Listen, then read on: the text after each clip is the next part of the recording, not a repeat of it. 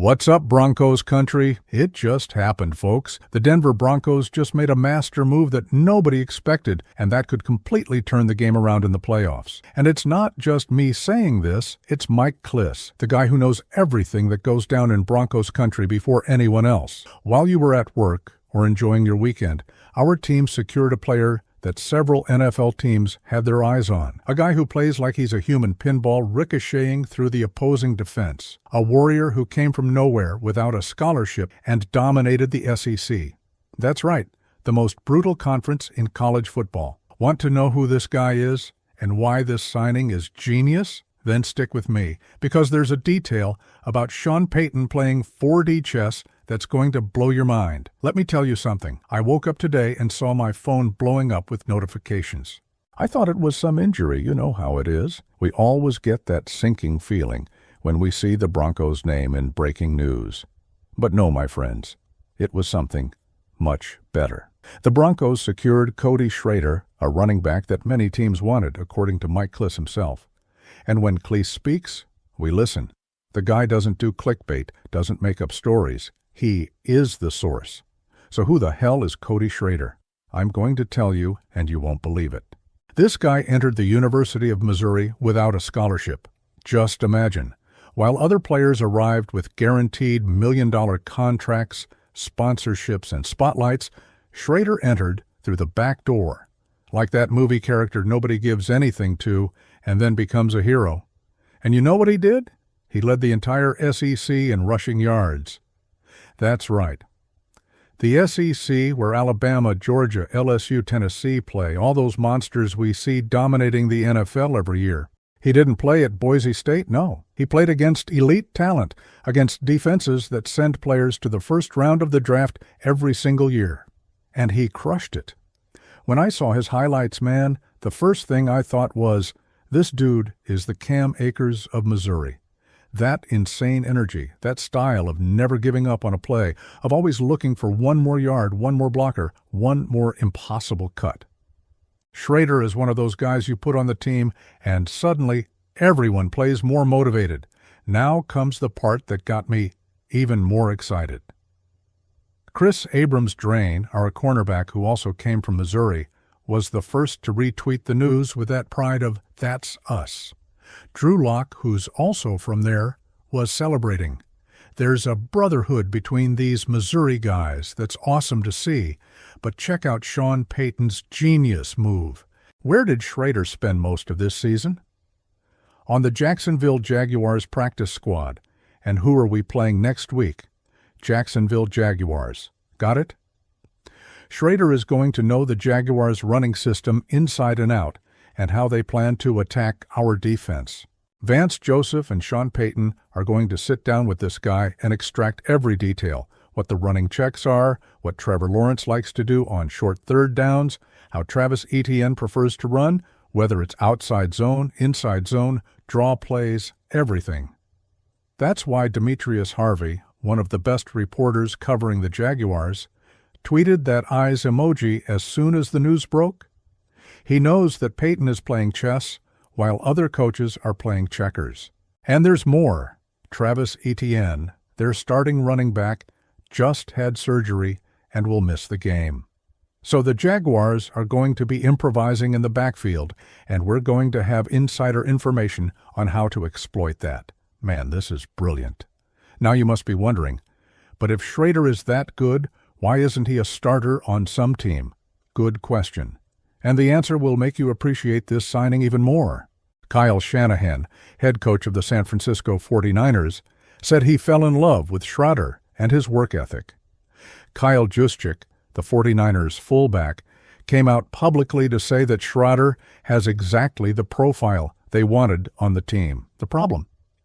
San Francisco had Christian McCaffrey, and when McCaffrey is healthy, there's no room for anyone else in the backfield. That's how Schrader ended up being released. Then he went to the Rams. And you know what happened? Sean McVay praised him a lot, and the guy crushed it in the preseason. But the Rams have the best running back in football in terms of success rate, so, again, there was no room. See the pattern here? Schrader was released by teams that have fantastic running schemes. San Francisco and Los Angeles are NFL references in how to use running backs. And on both teams, renowned coaches said he's special. He ended up in Jacksonville, stayed on their practice squad, and now he's here with us. Speaking of which, people are asking, but what about R.J. Harvey? What happened? Look, R.J. Harvey was playing great until he suffered that rib injury at the end of the game against the Packers. A rib injury is tricky because it can't get worse, but it makes even breathing an extremely painful experience. He may have broken ribs. We'll only know tomorrow when more details come out. But the fact is, he barely played at the end of that game, and we need depth in the backfield. So there are two possible scenarios here. Scenario 1, RJ is going to be out a few weeks, and Schrader is our immediate plan B. Scenario 2, Sean Payton is just being smart and ensuring depth while getting information about the Jaguars. It's probably a combination of both. We released Sincere McCormick, who we picked up from the Raiders practice squad. All reports indicate he hasn't fully recovered from his knee injury, but Schrader, he's 100% healthy and ready to contribute. Let me explain why Schrader fits so well in our system. Where he excels is in an outside zone system because of his vision and ability to catch passes. He's not going to blow you away with explosive speed like Tyreek Hill, but his ability to see a gap, make a precise cut, and advance through it is exceptional. And guess what? That's exactly what Sean Payton wants. We spent a good part of the preseason transitioning from a gap-blocking system to a wide zone system. That's why our running game took a while to get going at the start of the season. But now, it's working like a Swiss watch. Jaleel McLaughlin and Audric Estime are doing well. But having Schrader, a guy who dominates outside zone schemes, is like adding another chess piece to Payton's board. And the energy, man. The energy this dude brings. When you watch his college highlights playing against LSU, against Tennessee, you see a warrior. A guy who fights for every yard, who never gives up, who inspires the entire team. We need that in the playoffs. Speaking of playoffs, let me remind you of something. We're going to the playoffs, baby. After 8 years in the desert, after Russell Wilson, after all those painful losses and frustrating seasons, the Denver Broncos are back where they belong. And it's not just that we're in the playoffs, it's how we're getting there. In the fourth quarter, we're winning 115-61. Absolute domination when the game is on the line. You take a Super Bowl potential team like the Packers and beat them 20-3 down the stretch? That's a championship team recipe. Bo Nix is playing absurd football. The kid started slow. I'm not going to lie, those first few weeks were tense. But now? Bo Nix unlocked the red zone and is playing against any type of defense. Next Gen ranked him as the fastest quarterback, running and improvising. If you play man coverage, he'll destroy you with his legs. If you play zone, he now knows how to dissect it. There's no way. The future is his. And you know what the best part is? We're still dealing with salary cap problems because of Russell Wilson, but next year we'll never have to mention that name again. We'll be able to build this team around Bo Nix and make this defense and this offense even better. We have several possible paths to secure the division title, including on Sunday. Scenario 1. If the Chargers lose to the Cowboys and we beat the Jaguars, we automatically guarantee first place in the AFC West. Scenario 2. If the Patriots lose one more and we win, we can also clinch the title. So look, in less than 10 days, we play the Jaguars on Sunday, and we're going to Kansas City for the Christmas game against the Chiefs. Just imagine, we could clinch the AFC West by Christmas night. What a gift that would be, huh? Going to sleep on Christmas night knowing the division is ours after all these years of suffering, watching the Chiefs dominate. Speaking of the Chiefs, let me say something that's important. Patrick Mahomes tore his ACL, LCL, and probably suffered MCL damage. Look, I don't celebrate anyone's injury. The NFL is better when Mahomes is on the field. But let's be realistic.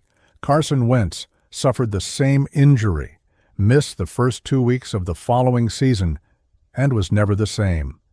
This means the AFC West is ours for the next few years. I'm not exaggerating. With Bo Nix improving every week, with our defense led by Pat Certain II, and Nick Bonito, with Sean Payton calling the plays, man, this window is wide open. Now, the only bad news of the week, Brandon Jones was placed on injured reserve, and we don't know if it's season-ending or just 4 weeks. We'll know more tomorrow. The hope is it's just those 4 weeks, and he'll be back in time for the playoffs. Remember that Eric Weddle played an entire Super Bowl with a complete pectoral tear. Brandon Jones might decide to keep playing during the playoffs, even with pain, wearing a knee brace. The good news? The fact that the Broncos haven't gone after other free agents is a great sign that P.J. Locke and Jahdae Barron are the solutions and that Jones can return. You know what's the craziest thing about this whole season? It's that nobody believed. At the start of the year, everyone said, oh, the Broncos are going to win like 6 games, maybe 7 if they're lucky. The ESPN analysts, Fox, everyone wrote us off. And look where we are, 12-2, owners of an absurd winning streak, with a rookie quarterback who's rewriting the team's record books, with a defense that suffocates opponents, and now with a running back who brings energy, tactical knowledge, and pure talent. Mike Clease's analysis shows that in the fourth quarter we simply dominate, winning 115-61. Any team that wants to eliminate us in the playoffs is going to have to beat us for 4 quarters, and the fourth quarter is ours. They're going to need a huge lead because nobody can handle our offense and our defense when the game is on the line.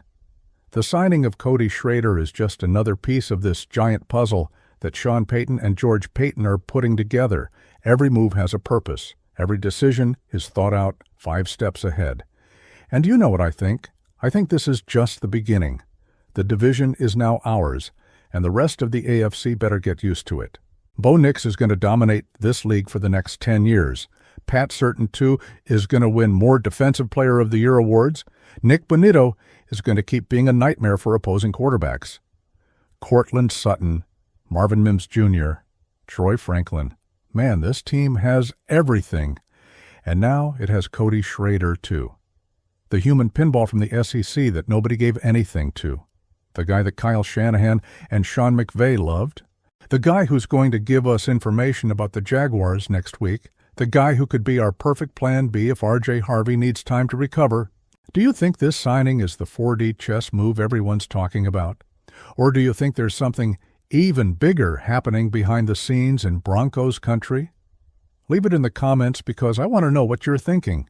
And look, if you haven't subscribed to the channel yet, subscribe now.